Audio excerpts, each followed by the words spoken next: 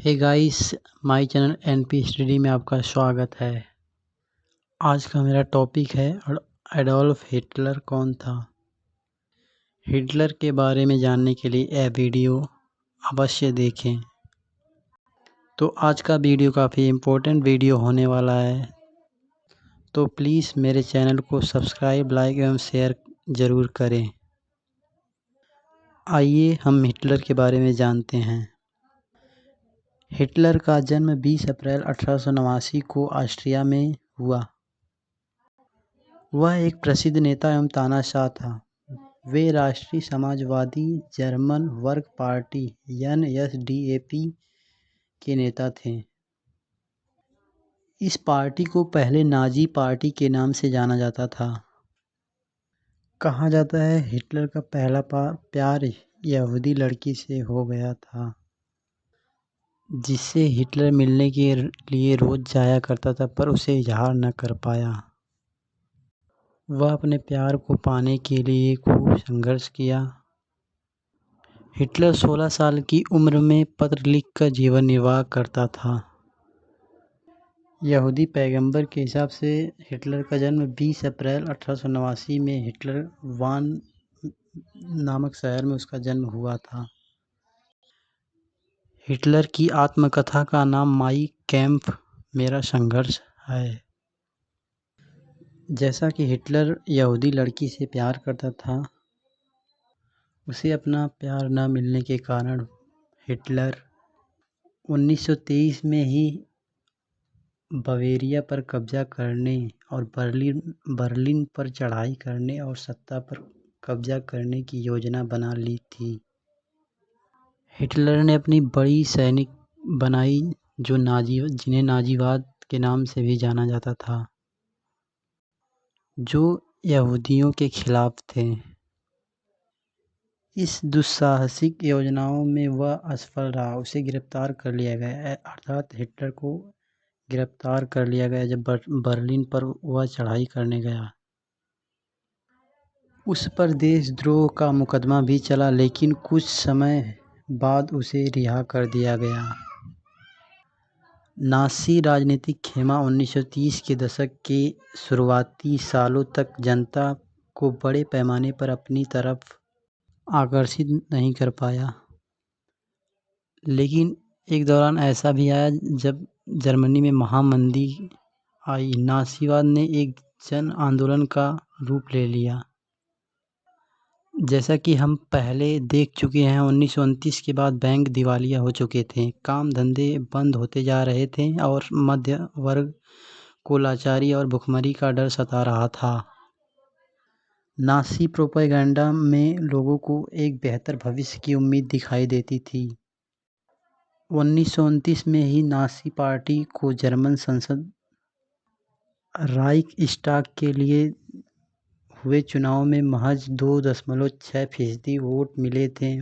1932 तक आते आते यह देश की सबसे बड़ी पार्टी बन चुकी थी। अर्थात नाज़ियों को 1929 में 2.6% वोट मिले थे और 1932 आते आते उसे 37% वोट मिले। हिटलर भाषण में ज़बरदस्त वक्ता, तालियों की गड़गड़ाहट, विदेशी साजिशों का मुंहतोड़ जवाब और उसकी पहचान स्वास्तिक लाल झंडा था। उसका एक खूबी था कि वह नाज़ियों को सैल्यूट अच्छे ढंग से करता था। हिटलर के पिता का नाम एडोल्फ हिटलर था। 1903 में इनकी मृत्यु हो गई। इनकी पत्नी का नाम क्लैरा पोजल। इनसे 4 लड़के पैदा हुए, जिसमें से 3 की मृत्यु हो गई, केवल हिटलर ही बचता है। इसी कारण हिटलर पर बहुत जोर का सदमा लगा और वह एक चिंतक के रूप में कार्य करने लगा। नाज़ियों ने अपने धुआंधार प्रचार के जरिए हिटलर को एक मसीहा, एक रक्षक, एक ऐसे व्यक्ति के रूप में पेश किया जिसने मानव को तबाही से उबारने के लिए पैदा हुआ हो। इस समय हिटलर का देश एक भीषण आर्थिक एवं राजनीतिक संकट से गुजर रहा था। 30 जनवरी 1933 में राष्ट्रपति हिंडनबर्ग ने हिटलर को चांसलर का पद संभालने को दिया। यह मंत्रिमंडल में सबसे शक्तिशाली पद था। तब तक उधर नाज़ी पार्टी रूढ़िवादियों को अपने पद से जोड़ चुकी थी। सत्ता हासिल करने के बाद हिटलर ने लोकतांत्रिक शासन की संरचना और संस्थाओं को भंग करना शुरू कर दिया। फरवरी माह में जर्मन संसद में हुए रहस्यमय अग्निकांड उसका शासक बनना, इस अग्निकांड से और तय हो गया शासक बनना। 28 फरवरी 1933 को जारी किए गए अग्नि अध्यादेश फायर डिग्री के जरिए अभिव्यक्ति, प्रेस एवं सभा करने की आज़ादी जैसे नागरिक अधिकारों को अनिश्चित काल के लिए निलंबित कर दिया गया। यहाँ की वाइमर संविधान में इन अधिकारों को काफ़ी महत्वपूर्ण स्थान प्राप्त था। इसके बाद हिटलर ने अपने शत्रु कम्युनिस्टों पर निशाना साधा। हिटलर ने रातों रात अपने कंसंट्रेशन कैंपों में बंद कर दिया, अर्थात कंसंट्रेशन कैंपों में कम्युनिस्टों को बंद कर दिया। कम्युनिस्टों में दमन कार्य लगभग 5 लाख की आबादी वाले ड्यूसलडॉर्फ शहर में गिरफ्तार किए गए लोगों में बची कुची फाइलों में 6,808 में से 1,440 सिर्फ कम्युनिस्ट की थी। नाज़ियों में केवल कम्युनिस्टों की सफाया ही नहीं किया बल्कि 52 किस्म की कम्युनिस्टों को नष्ट कर दिया।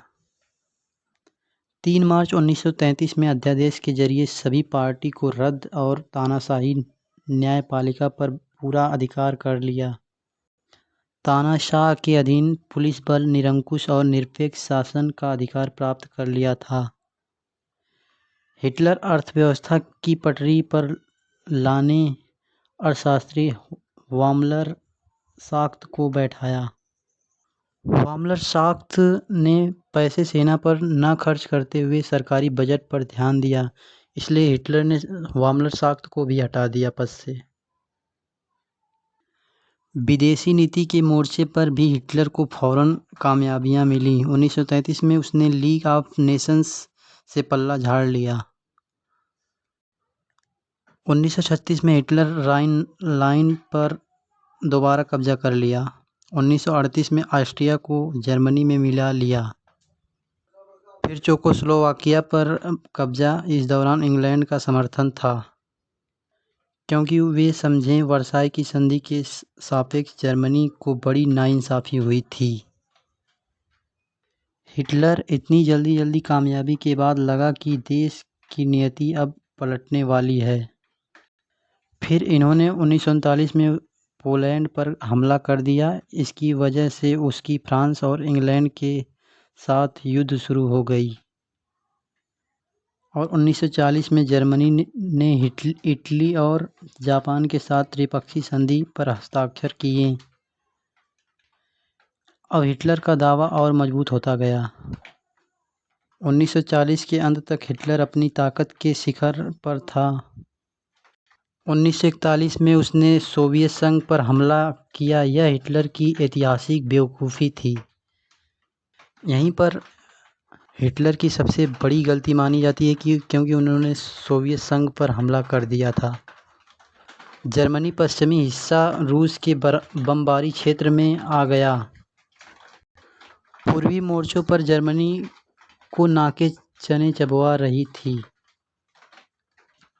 सोवियत लाल सेना जर्मनों को घुटने पर मजबूर कर दिए और जर्मनों को खदेड़ कर उनके जर्मनी में पहुंचाया। बर्लिन राजधानी में और पूर्वी यूरोप पर वर्चस्व लहराया। अर्थात सोवियत संघ ने ही हिटलर को अपने जगह खदेड़ा। उस समय सोवियत संघ की लाल सेना बहुत मजबूत थी। अमेरिका वर्षों तक इन युद्धों से दूर रहा, लेकिन कहा जाता है कि